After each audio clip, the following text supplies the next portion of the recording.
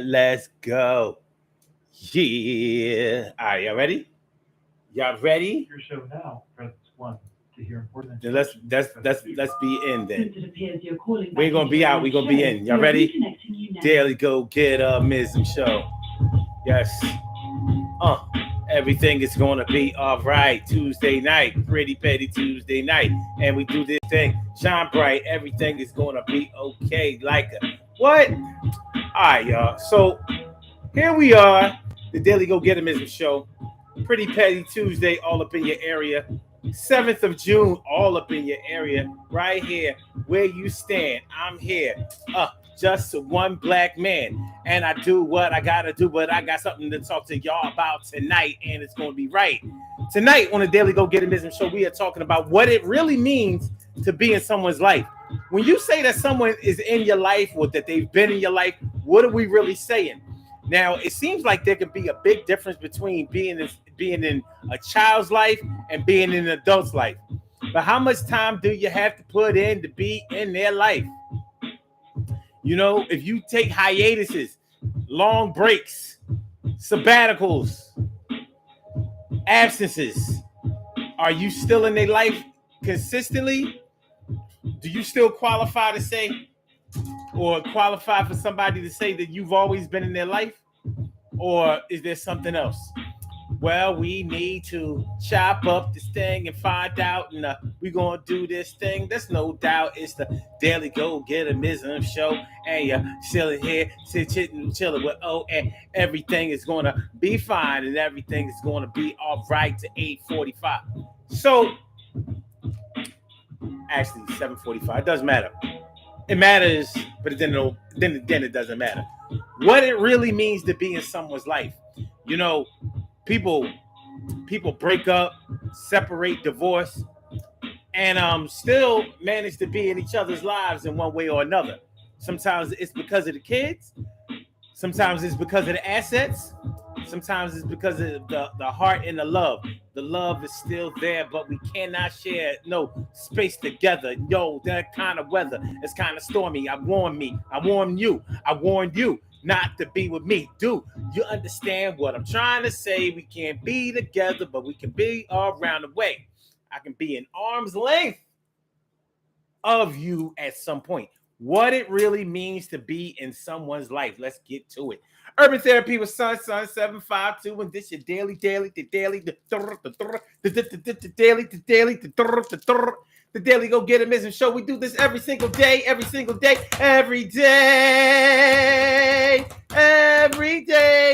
it rains, every day it rains. And the DG will do the same. We break it down, baby. Every day it rains. And the DG will do the same. Every day it rains. And the DG will do the same. Every day it rains. And the DG will do the same. Every day it rains. And the DG will do the same. I'm your host, Sun752, aka Omar, with the and if you can't say Omar with the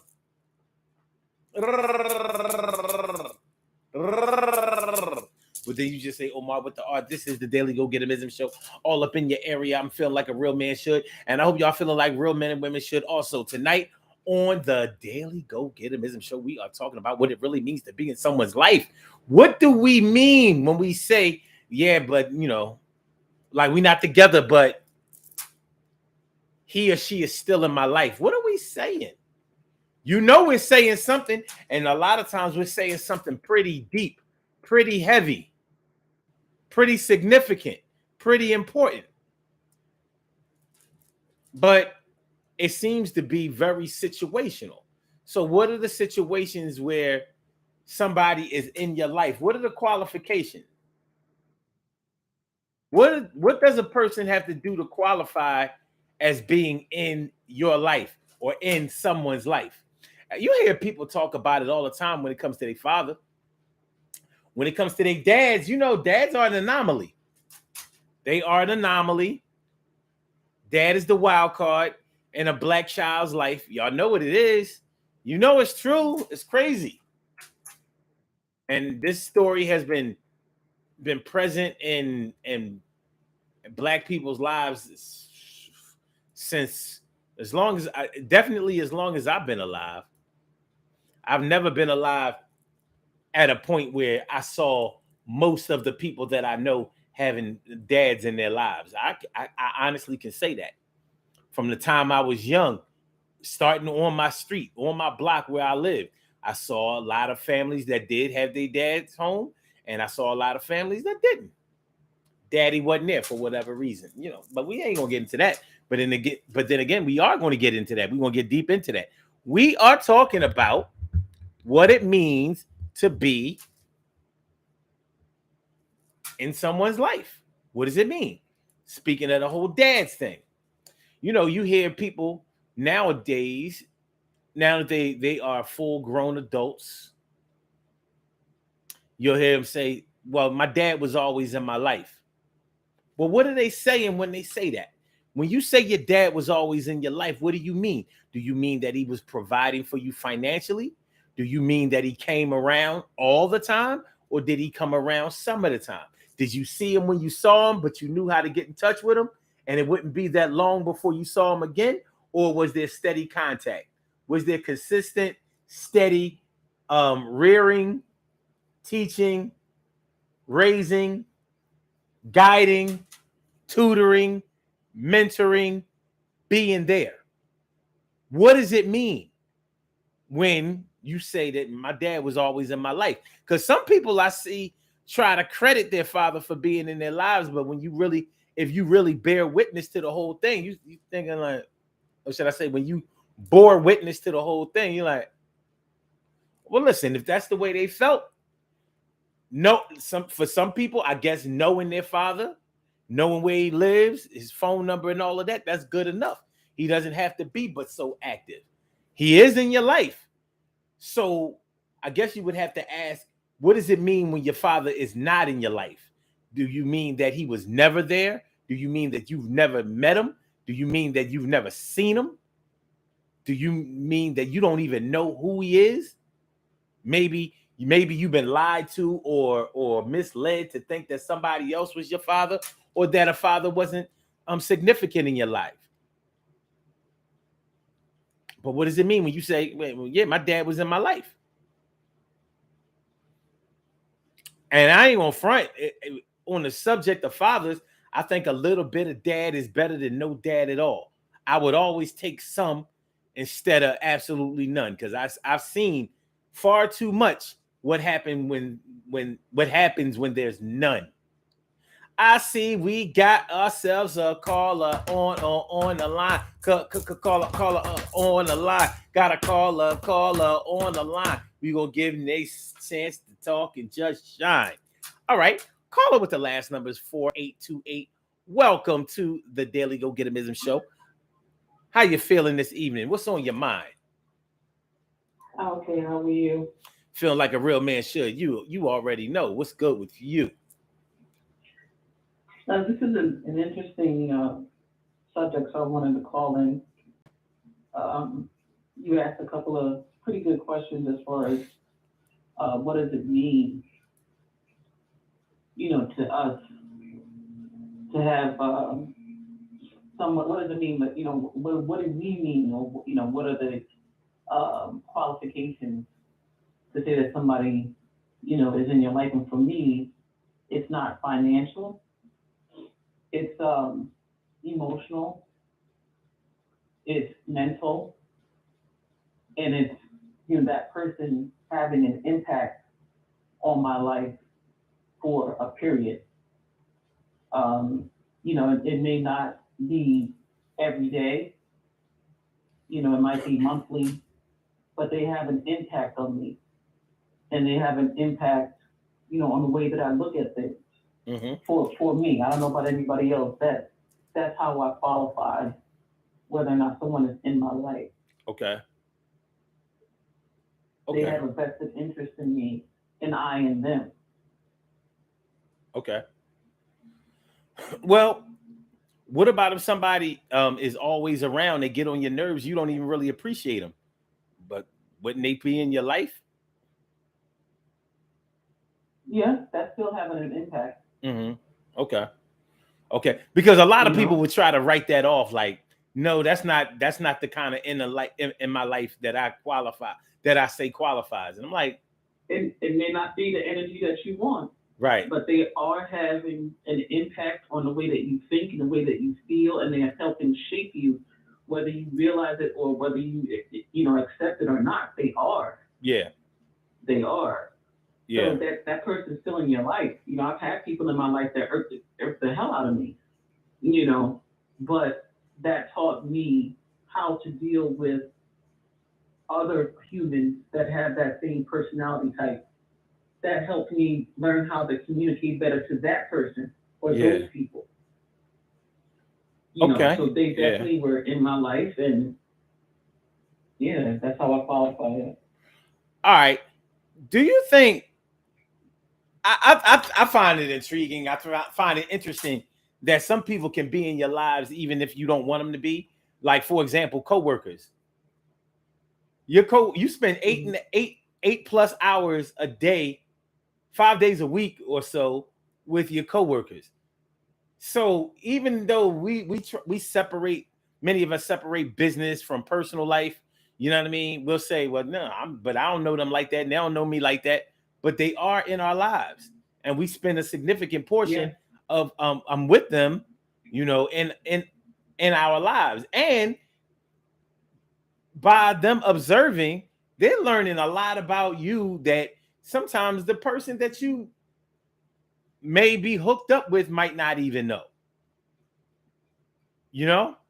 Like, they'll see your temperament at the job, whether you are a professional type of person or whether you just, let it all hang out at work. But they'll see it. You may be hiding many aspects of your personality, many sides of yourself with somebody that you're in love with or somebody that you're dealing with. You understand what I mean? Like, at work, at work, you might not even go there trying to look your best. But for your man or your woman, whatever, you might always try to have your hair done. If you're a woman, you might not even want your man to see you without your hair on. You understand what I'm saying? Like, if the relationship is new, a dude might not want his girl to see him without having a cut. You know what I mean? Every time you see the boy, he lined up. Like, what you get a haircut every day, dog? You know what I mean? He might be in that mirror with his clippers. He knows how to do it, and he might be keeping himself sharp, knowing that he's gonna see his shorty, and she never gets a chance to see him at his medium. She never gets to see him grow back. He's always fresh. Right. So, but they're in your life too, and couples break up. And they separate, and sometimes couples separate all the way. No contact, no calls, no nothing.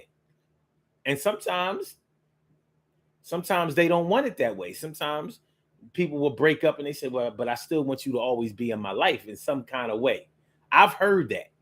Like, I always want to be sure that you're in my life in some kind of way.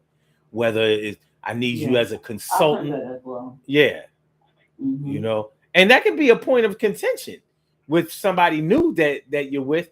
If they are the jealous type or possessive type or insecure, they're like, well, why you got to keep in contact with your ex? Well, because we got kids.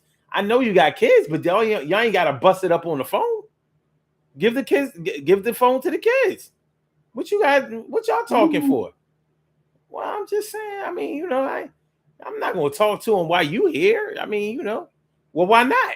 You should be able to talk to him while I'm here. Matter of fact, that should be the only time you talk to him. When I'm not here, you shouldn't be talking to him because y'all might be busting it up.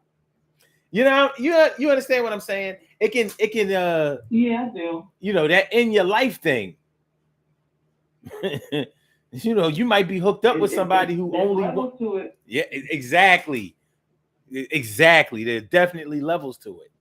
And you can find yourself explaining away something that you're not even really guilty of, but you know, as out of respect, you try to see it from their point of view because they may have a point. Like, I understand, you know, me and you are trying to establish ourselves, and it almost looks to you like I'm reaching back, and it's not really like that.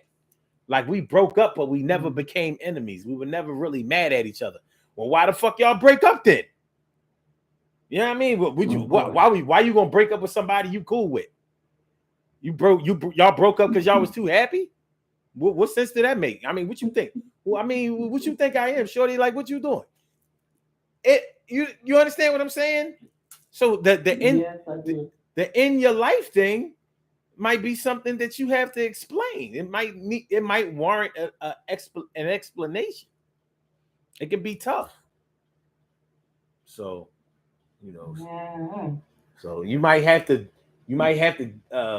determine where the boundaries are and what the parameters are of being in your life. You know? Yeah, I will say this about that. I grew up with a lot of male friends. I was a tomboy for a long time, like into my 20s. Yeah. And so I have male friends, those that are still here, you know, that they, like, I've known them my whole life. And so when I get into a relationship, I let it be known, really, when somebody's interested in me, I like to get a feel before I even make a decision to think of that man in a certain way.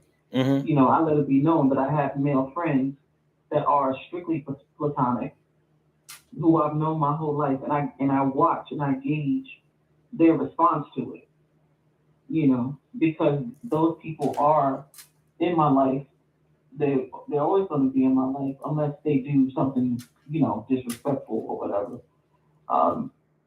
And that person that I'm going to be with or I'm interested in has to, you know, I need to know what they think, how they feel about it. But I've had the experience of having to have a conversation about my male friends. Not even anybody who's an ex. Although I am cool with most of my exes. So yeah, it's a tricky situation. Yeah. Some men don't know how to handle that. But I say to that, you know, that has more to do with what you know you might do or men that you know have done with their female friends. So that's a whole other conversation. Yeah, you know, trying to make sure that you get established with somebody who is new in your life or trying to be in your life, part of your life, trying to make sure that you play that out the right way. It can be tricky, it can be tough, and it can be very calculating. You know, sometimes you might have to do some things that are a little shady in order to keep the peace. You know, I'm just gonna keep it a buck. All honesty ain't good honesty. You know what I'm saying? We always talk about that keeping it 100 shit. Yo, there are different ways. There are different ways to get to 100. You know, you understand what I'm saying? There are different ways. Yeah. Motherfuckers act like no, you can only get to 100 by 1, 2, 3. No, I can do 520s. You know what I'm saying? I could do 3 30s and a 10. I could do 6 times something. The bottom line is there might be times when you might have to text somebody on a low. Just sit. You ain't got everybody don't have to know about this text. It wasn't a text like it wasn't a sext. It wasn't a, you know what I mean, when we gonna hook up text, it could have just been I'm reaching out, making sure you all right. You know, because just because somebody is not quote unquote in your life anymore, it doesn't mean that they're not part of your memory, and it doesn't mean that you have wiped them clean from your life, and you need to move on without that memory. You know, you can still go on with the positive memories and the lessons of the negative memories that somebody has given you. But everybody doesn't want to look at it that way. It's an odd situation. But you know, in our community, in the Black community, this having a father in your life thing is a deep thing. You know what I mean? Because how many times have we heard, well, things like, that's not my biological dad, but he's the only father I've known. He's the only dad I knew. My real dad, well, my biological dad was never in my life. Even though they may have known their biological dad, but he wasn't there. You know what I mean? But we try to define, what does being there mean to the individual? What do you have to do to be there? Do you have to drop off presents? Do you have to file for child support and pay payments? Do you have to come through? Do you have to, come get them, spend time in the park, playgrounds, amusement, whatever, taking places? Do you have to, do you just have to show up, every now and then and make your presence known? Exactly what does being there mean? What is being in a person's life mean to the individual? We can't make a blanket statement about that. And we can't make incorrect judgments about it. Sometimes we do. We'll make an incorrect judgment, like, well, even though they don't want to acknowledge that somebody was in their life, they weren't, or they want to say that such and such was in their life, but they wasn't.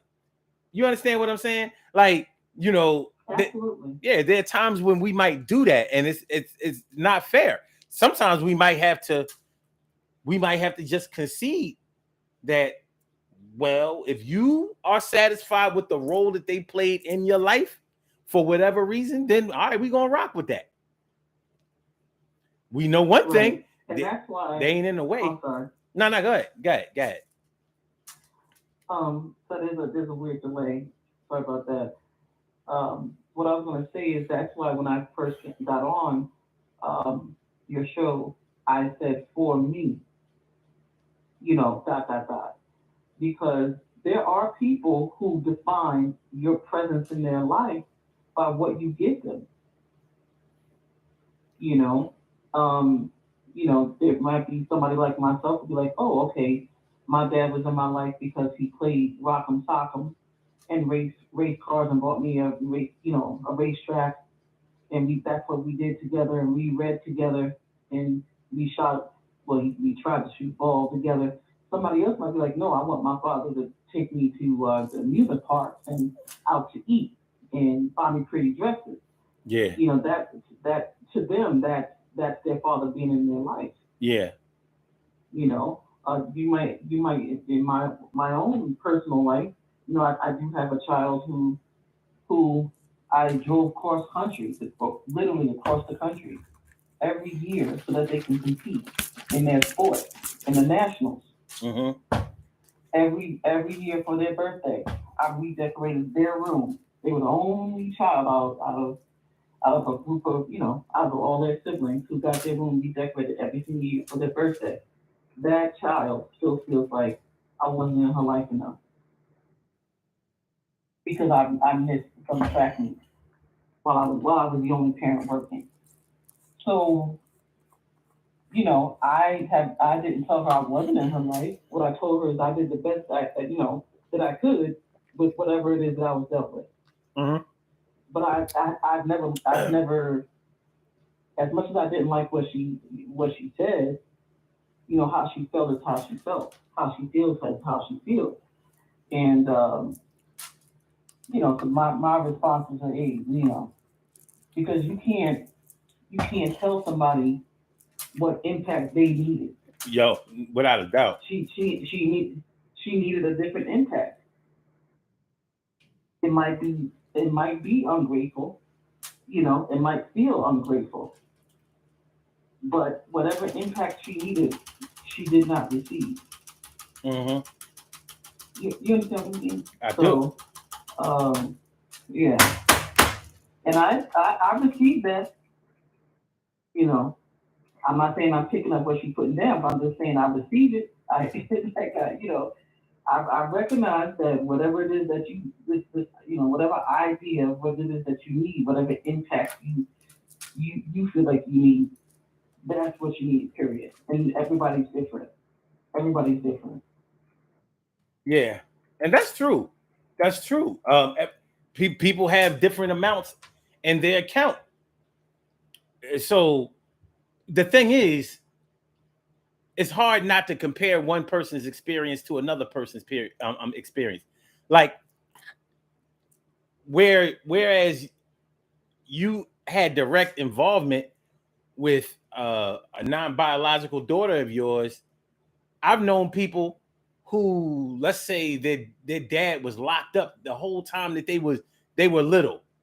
You know what I mean? Let's say they dad got incarcerated, went upstate when they was like 2 or 3 years old,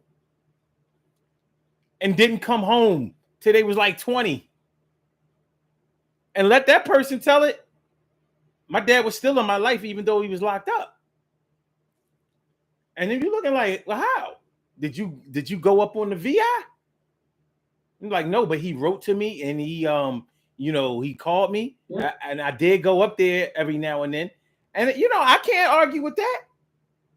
You know what I mean? I'm like, okay. Because if that's what it is, that's what it is.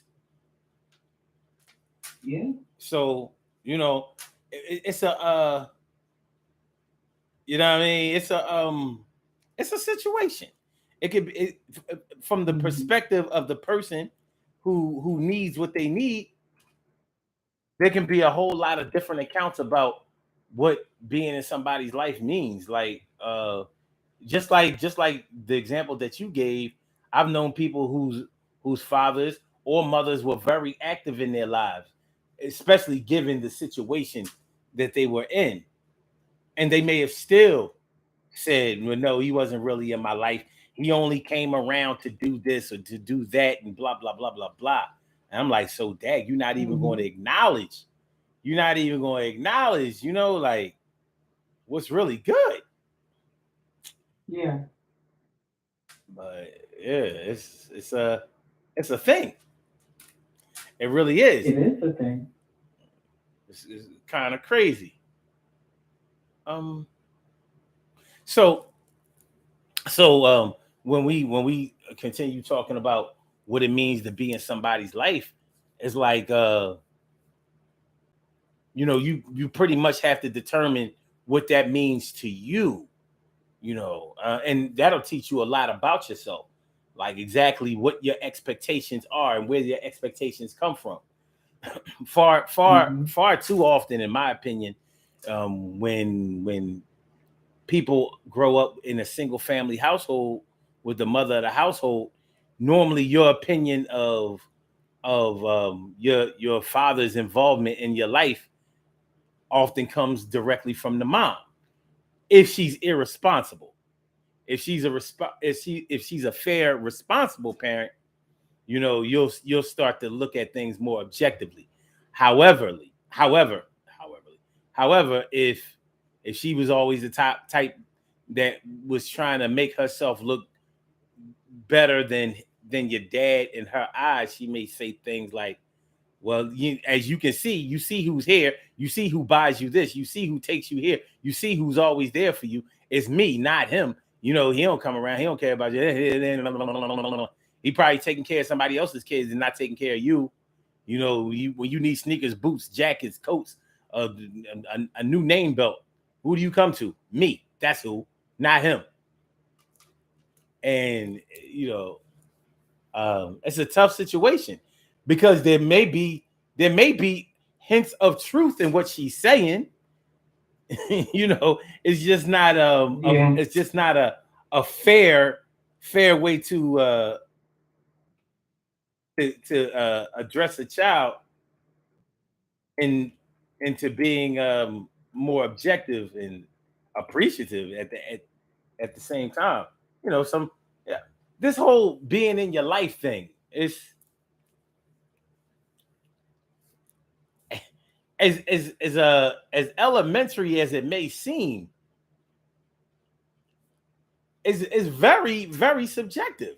You know what I mean? Because your idea of what being in somebody's life might be totally different than what somebody else's idea of being in somebody else's life means. So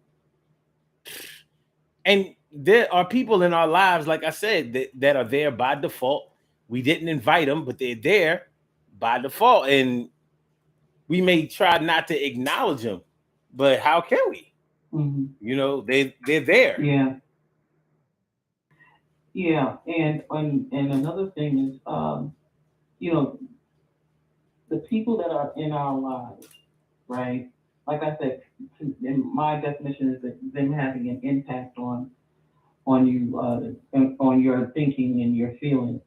I believe that the people that are in your life when you are at a young age help determine what your love language becomes as you go into adulthood. And so I believe that your love language is impacted positively or negatively by the people that are in your life. Yeah, I agree. I do. I agree. Yeah. Yeah, if there's a parent that you wanted to be there and do more with, then all of a sudden you find yourself, you know, saying, "Oh, my love language is acts of service." Mm-hmm. You know, or like for me, you know, I love to use my dad as an example. Quality time is my love language because of the impact of my father being in my life. You know, that definitely formed my love language, or helped to form my love language. Mm-hmm. Yeah, you know. So I don't think that people always think about that when they're talking about someone being in their life. True. And how that helps form certain aspects of their personalities and their energy. And you know, I don't want to get into vibrations and everything, but I'm just saying, you know, it's like you said earlier, it's there's levels to it. Right. There are definitely levels to it. Hold on. We have another caller on the line. Caller with the last number 6606. Welcome to the Daily Go Getimism Show. Thank you for holding. What's on your mind this evening? Well, thank you for having me, Joe. Well, you know, it happens. It happens. Always a pleasure. What's going on? It's an interesting topic. Mm-hmm. Especially since when I went to the park today, I saw a young father who was about in his late 20s, early 30s, playing frisbee with his daughter who was about 9 or 10. Now, he spent time with her, spent about a good 30 minutes, 45 minutes throwing the frisbee in there. But 90% of the time, he was criticizing her because she wasn't throwing it the way that would have been more efficient. So the time was there, the communication was there, but the impact that he had on her was, I would assume, just negative. I think all people need not just the father and the mother, but the same kind of impact from other people when they get to the preteens and teens to the same degree, or almost the same degree, as they did when they were children. And I always blame the parents. I don't know if I've said it to you before, but I always blame the parent for when a child goes astray. Unless that child is DNC, has DNA that has warped all to hell, then that mother and father have the opportunity, even without a mother or without a father, the single parent has that opportunity to spend good and this term quality time that people always say, they never really define it. But to me, quality time means making sure that that kid feels that the mother or the father loves that boy or girl. Not being with the boy or girl. It's making the boy or the girl feel that that mother and father loves them and makes them feel secure. Mm-hmm. That is my definition of quality time. Okay. And then when the kid grows up, you know, the kid has a psyche that isn't all bent out of shape, needing nourishment from other people, but at the same time probably rejecting that psychological nourishment that he usually gets because, you know, I don't want to seem needy. And I don't want to let you know that maybe I have arrested development, but so I'm going to act tough at the wrong time and never be soft. Or I'm going to be so soft and I'm going to turn you away. So to me, it's not just the presence, not just the amount of time you spend with the children, it's making them feel that mommy and daddy love me. Hmm. That's my opinion. You know what? That's actually you put an interesting spin on things. But let me ask you this: so, do you think that even though the dad was there, like you were talking about, but he probably wasn't involving himself in the positive way that children would remember fondly and things like that? Do you think that it's possible that the child may grow up and to feel that the father may have been in their lives but wasn't there for them? You know, because there's a difference between being in somebody's life and then being for them in their lives. You know what I'm saying? Like being there for you, yeah, means that I can rely on you, I can call upon you. You know, you'll help me, you'll assist, I can count on you. And just being in your life just means like, yeah, I know you're there, but I know if I'm ever in trouble or in need, I better not call you, because that's not what you're there for. You're just basically you're like how they say, if you were a fly on the wall, well, you're a fly on the wall or a picture on the wall, but that's it. You know what I mean? It doesn't go any farther than here or there. So that's a tough situation. Yeah. That's a good succinct way of putting it. Like I was saying, and what you summed up in your own words is that the boy or the girl has to feel that their mother or father is there for them, making them feel that the mother and father love them. Yeah. Not that they're there simply because out of familial obligation. Not because they're a mother and the father, and they want to show the relative that, I'm doing what I can for my kids, but the kid's kind of bad every once in a while. I'm going to stay hang on around. Mm-hmm. No. You can live in a trailer park, you can live in the ghetto, or you can live in Beverly Hills on Fifth Avenue, and still, if you're in the ghetto, you can still feel like mommy and daddy loved you and was raising you right. But if you live on Fifth Avenue and your mother and father were just, oh, hi Johnny, how you doing today? Did you get a good march? You didn't get a good march? What the hell's wrong with you? It's not the surrounding as much as the love impact by the mother and the father, which then sets up the expectations and the psyche of which the child then has an idea that the world is going to be doing to him or her. So the mother and father, of course, are very important.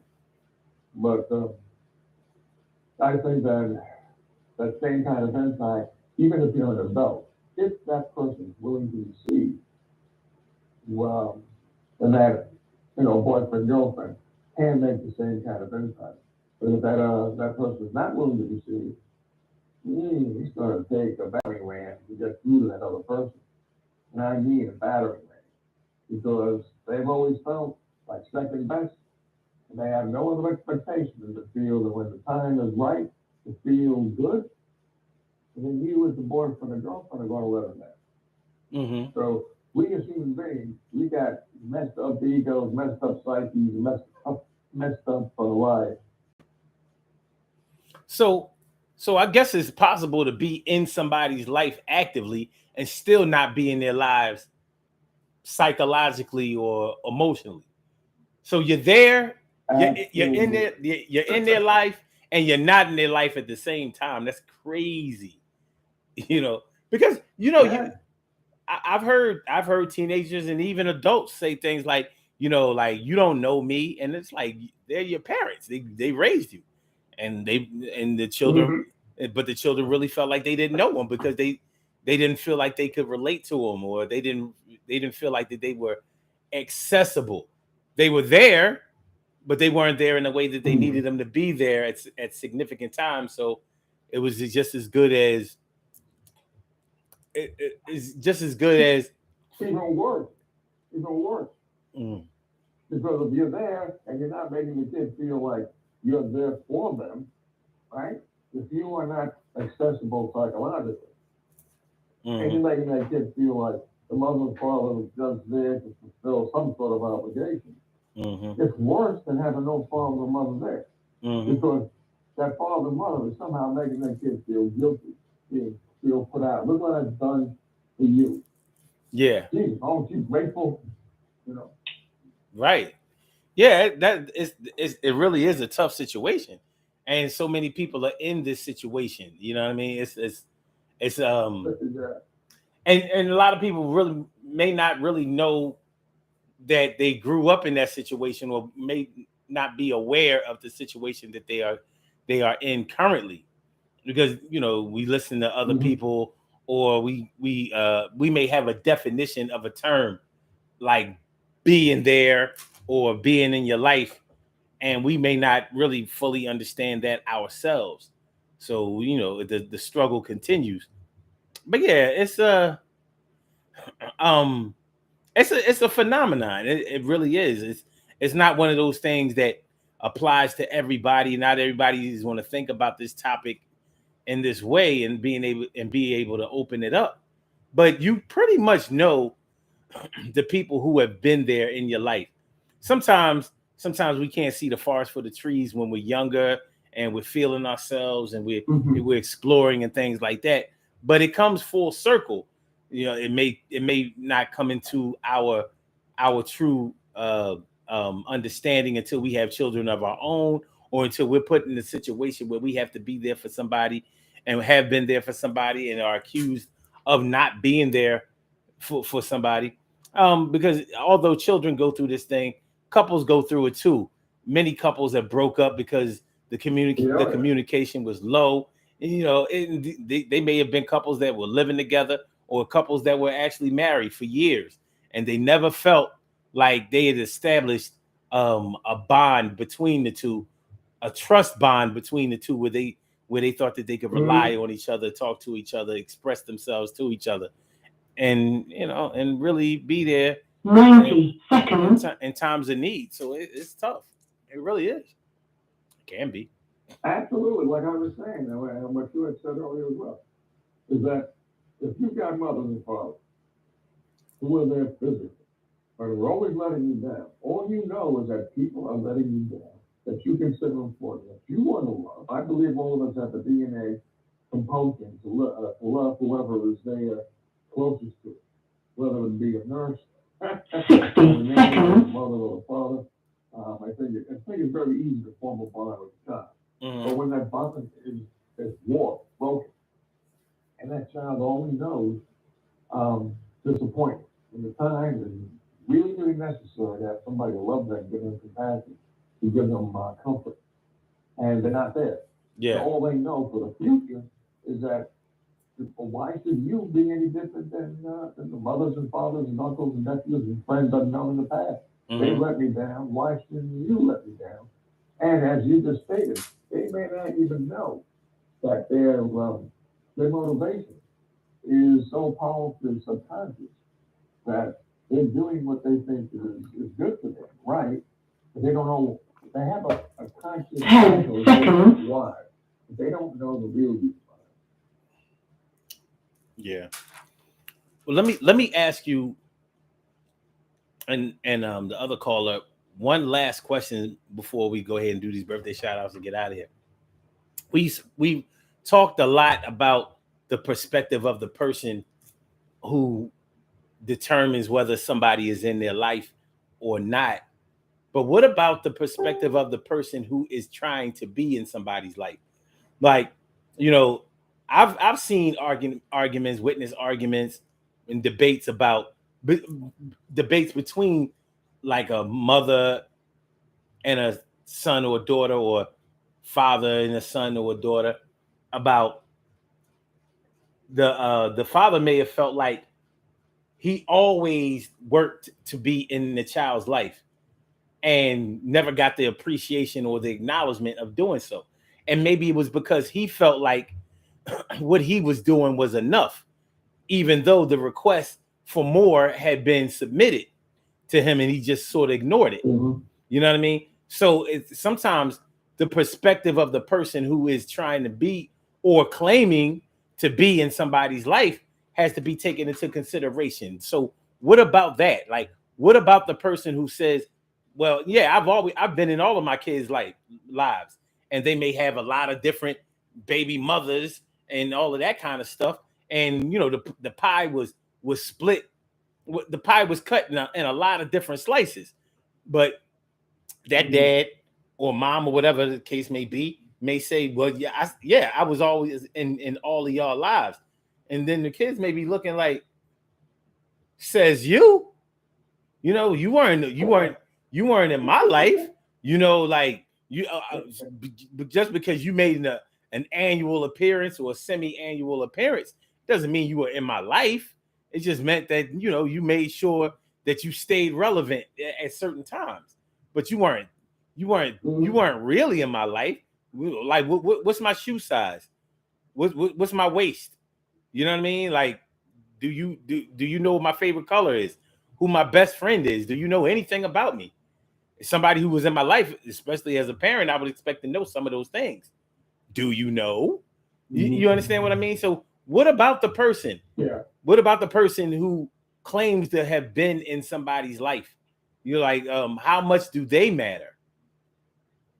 What about that perspective? Well, and that's why I when we were talking earlier, Joe, I'm not sure if you heard the beginning of the conversation, but that's why I gave an example of my thoughts with my father, and then my thoughts and my daughter's thoughts, but with the dynamic between she and I, I know I was driving to Colorado every year, from Pennsylvania, so that she can compete. I know that I was doing a lot of things. So do my feelings and thoughts matter? Sure, they matter. But again, I received what she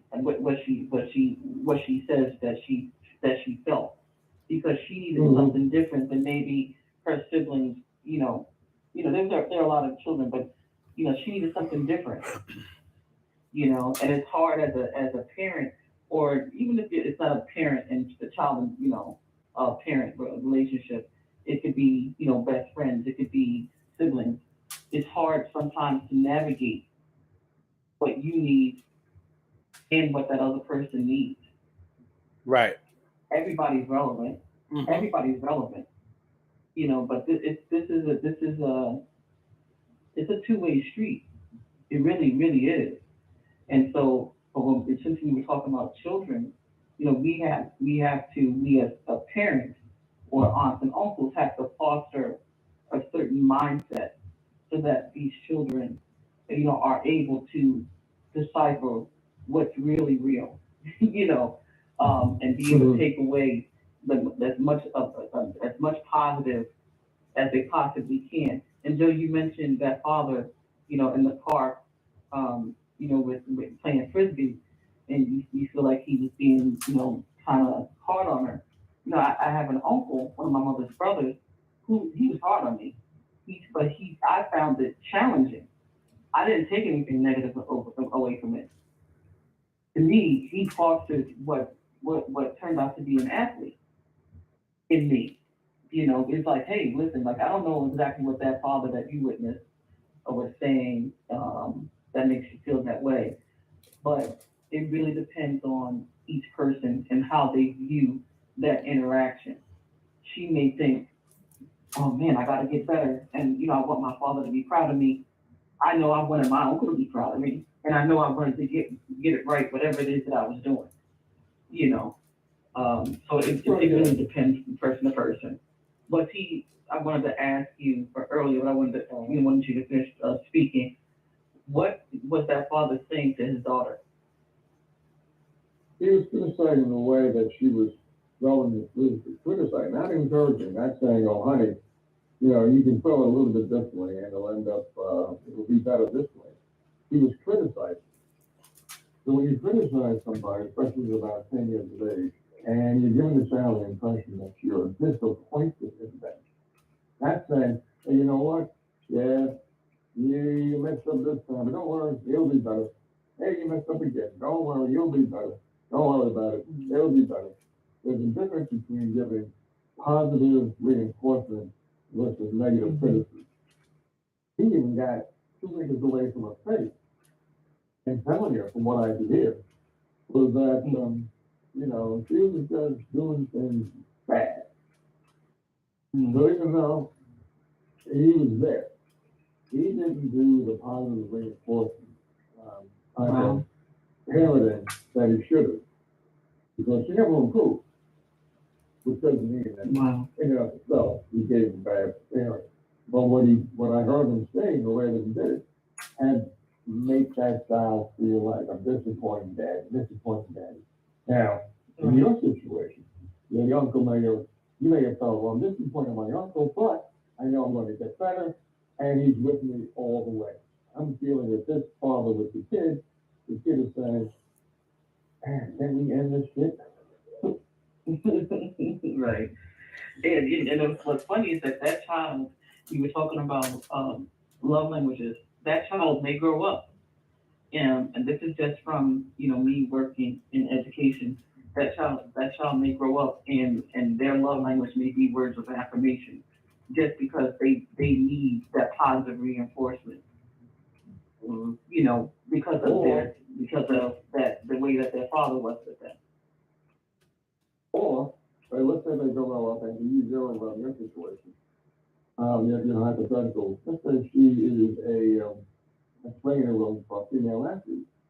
She might become the female version of King Richard, with Will Smith. What's nothing better? So Selena and his sister grew up to be world champions, but they weren't especially happy from what I understand. They was haters. All right, we got to get up out of here.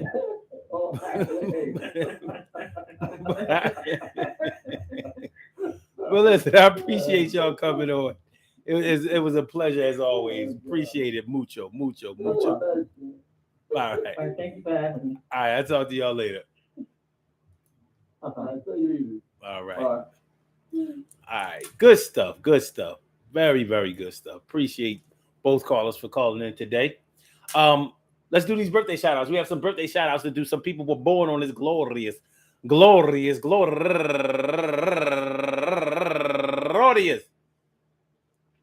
June 7th, and they deserve to be acknowledged. So let's go about our business of acknowledging them, making them feel special because they are special, because they are special, because they are S-P-E-C-I-A-L. They get the R-E-S-P-E-C-T. They are S-P-E-C-I-A-L. They get the R-E-S-P-E-C-T. They are S-P-E-C-I-A-L. They get the R-E-S-P-E-C-T. They get number one out the box, Keisha Morris.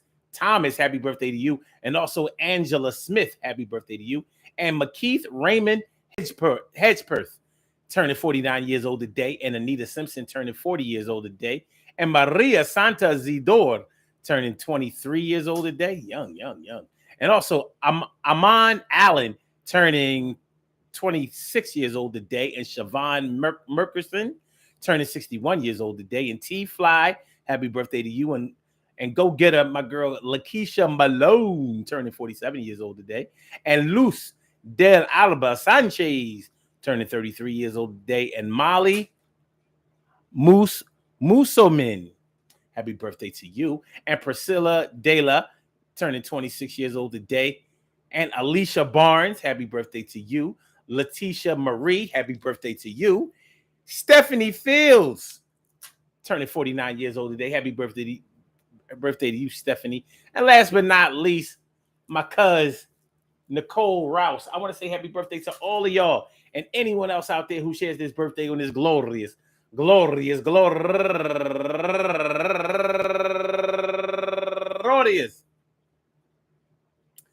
June 7th, anywhere out there in the world, worldwide, internationally, and universally. All of y'all go ahead and turn up. But don't turn up too loud. Just turn up loud enough so everybody can hear you. Rock out, rock on it, do the damn, rock out, rock on it, do the damn, rock out, rock on it, do the damn thing, you do your thing, y'all. Represent the queens and kings, you do your thing, y'all. Represent the queens and kings.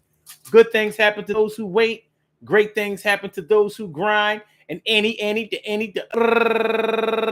can happen to those who go for theirs. So go hard, go for yours, and remember, man, being in somebody's life Either you is or you ain't. Either you tried or you didn't. But one thing is for sure, if you were never really in somebody's life, they're going to notice your absence.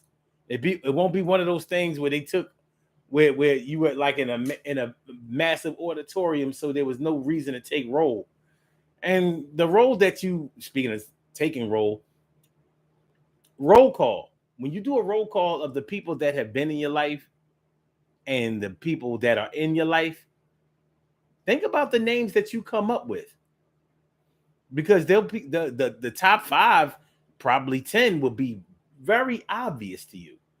After that number, after 10, you're going to have to start, making a determination about whether people are really still there or not. Maybe they were there one time, and maybe they're not there as much as they used to be. But it doesn't mean that they don't check in. It doesn't mean that they don't check out. It doesn't mean that they don't check up. It doesn't mean that they don't find you and find out. And it doesn't mean that they don't care. So, but when we talk about being in somebody's life and what it really means to be that, it's a very personal, subjective type of thing. But we kind of know the who's who, and it's always good to reach out and give thanks and praise to those who have been there and are still there, even the ones that we don't credit so readily for being there. They are there. All right, y'all. Peace to all my day ones, my everydays, and my brand news. I love y'all to death. Resuscitate y'all. Love y'all right back to life. You think I don't when I do? Yeah. I love me, myself, some you. And we will be back tomorrow night, 7 p.m. Eastern Standard Time. So make sure y'all come through. All right, so we're going to get up out of here right now. Blog Talk, I'ma holla back. Yeah, I'ma holla back. And make sure that y'all hit that like button. Make sure that y'all share the show. Make sure that y'all subscribe to the channel if y'all haven't subscribed to the channel Thank you yet. for using Blog Talk Radio. Goodbye. And I appreciate it. And I'm going to say peace. Holla at y'all later on. Y'all be good.